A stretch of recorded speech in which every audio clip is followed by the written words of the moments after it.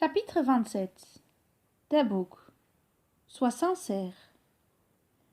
Mohammed sallallahu alayhi wa sallam était retourné à Médine et un nombre considérable de personnes avaient adhéré à l'islam. Quelques mois passèrent et le prophète sallallahu alayhi wa sallam apprit que les Byzantins avaient eu le dessus sur les Perses, comme l'avait prédit auparavant le Coran. Les Byzantins ont été vaincus dans la contrée voisine, et après leur défaite, ils seront les vainqueurs dans quelques années. La décision finale, aussi bien avant qu'après, appartient à Dieu. Et ce jour-là, les croyants se réjouiront du secours de Dieu, qui accorde la victoire à qui il veut, car il est le Tout-Puissant, le Tout-Compatissant. Forts de cette victoire, les Byzantins, dans cette même foulée, décidèrent d'attaquer les musulmans après avoir scellé des alliances avec certaines tribus arabes. Des éclaireurs informaient Mohammed sallallahu alayhi wa sallam des intentions hostiles des Byzantins, ce qui le poussa aussitôt à mobiliser ses troupes et à marcher contre l'ennemi pour anticiper son attaque. Ce fut une épreuve rude pour les musulmans, car il fallait parcourir une distance de près de 1000 kilomètres dans une chaleur estivale intense et en plein désert. C'était aussi la saison des récoltes, mais les musulmans devaient prendre la route et sacrifier leurs biens. Il y avait une monture pour chaque groupe de 3 personnes et la route était longue. Ce fut très difficile, mais il fallait partir. Certains compagnons, tels que Omar, Abu Bakr et Othman, contribuèrent généreusement au financement de cette expédition. Les hypocrites et nombre de bédouins manquèrent à l'appel en invoquant de fausses excuses. Des versets seront révélés peignant l'attitude de ceux qui ne s'engagèrent pas avec les troupes sur la voie de Dieu. Ceux qui sont restés dans leur foyer et qui n'ont pas accompagné le prophète au combat s'en félicitant, car il leur répugnait de mettre leurs biens et leurs personnes au service de Dieu en disant « Ne vous mettez pas en compagne par ces chaleurs, dis-leur. Le feu de l'enfer est bien plus ardent encore. Mais peuvent-ils le comprendre ?» Ce verset ne s'adresse pas uniquement à ceux qui ont délaissé le messager sallallahu alayhi wa sallam, mais blâme aussi tous ceux qui abandonnent la sunna du prophète sallallahu alayhi wa sallam.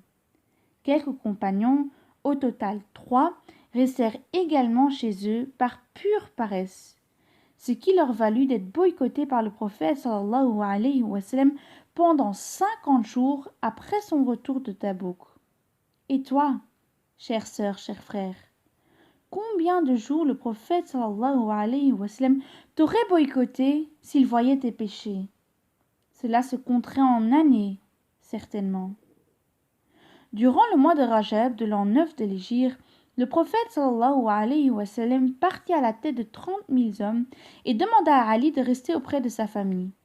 Les hypocrites profitèrent de l'occasion pour se moquer d'Ali, qui, ne pouvant supporter une telle attitude, s'en alla aussitôt rejoindre les troupes musulmanes.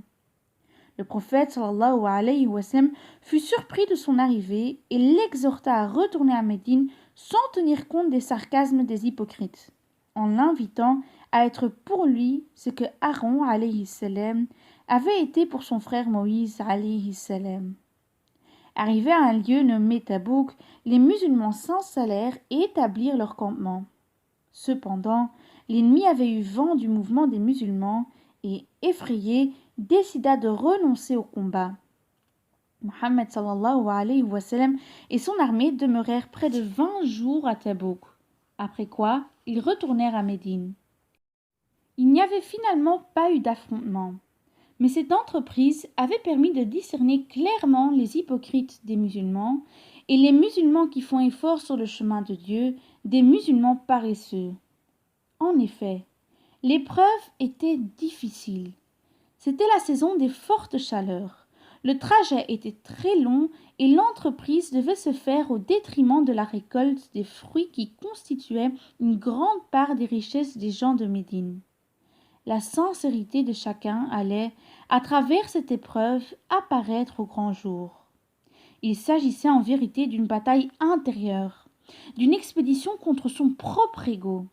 Ce déplacement vers l'extérieur était en fait un moyen de les faire revenir vers l'intérieur. Toute une sourate, le repentir, sera révélée à l'occasion de cet événement. Dieu y blâme tous ceux qui avaient renoncé au combat et leur offre ensuite sa miséricorde et accueille leur repentir sincère. Seuls ceux dont le cœur était endurci par l'hypocrisie furent condamnés et dénoncés dans cette sourate. L'enseignement est clair. Dieu te met à l'épreuve pour que tu prennes conscience de l'état de ta sincérité et ensuite te fait don de sa miséricorde pour te combler et corriger tes manquements. Certains furent attirés par leurs biens et leurs récoltes, alors que d'autres s'étaient élancés, animés par la foi embellie dans leur cœur. Ces deux différentes attitudes dessinent de manière éloquente le paradoxe de la nature humaine. L'homme penche pour les biens et le matériel. Les hommes sont irrésistiblement attirés, dans leur passion trompeuse, par les femmes, les enfants, les amoncellements d'or et d'argent, les chevaux de race, les troupeaux et les champs. C'est là une jouissance éphémère de la vie d'ici-bas, mais c'est auprès de Dieu que se trouve le meilleur séjour. Mais il a aussi, en lui, un élan originel qui le pousse vers Dieu. Dieu vous a fait aimer la foi qu'il a embellie dans vos cœurs, tandis qu'il vous a fait détester l'impiété, la perversité et la désobéissance. Ce sont ceux-là les bien guidés. Ainsi, tantôt tu es attiré par cette vie, tantôt tu es captivé par la vie véritable, celle de l'au-delà, et par la proximité de Dieu. Ceci est une épreuve que tu dois certainement expérimenter dans ton quotidien, où parfois tu éprouves ce désir de prier et d'assister à des cours, et où parfois tu éprouves cette envie de consommer et de te faire plaisir. Tu passes sans cesse d'un état à un autre, la foi augmente et diminue. Cependant, et c'est d'ailleurs la riche leçon qui se dégage de cet épisode, tu dois chaque fois te repentir quand ta foi diminue pour l'augmenter. Et quand tu t'es oublié dans le matériel pour te rappeler le spirituel. Ainsi, si la sourate le repentir a été révélée, entre autres à l'adresse des compagnons qui avaient cédé aux attraits de cette vie, c'était pour leur donner le moyen de retrouver l'état de leurs frères dans la foi qui s'étaient engagés, malgré la difficulté, pour l'autre vie.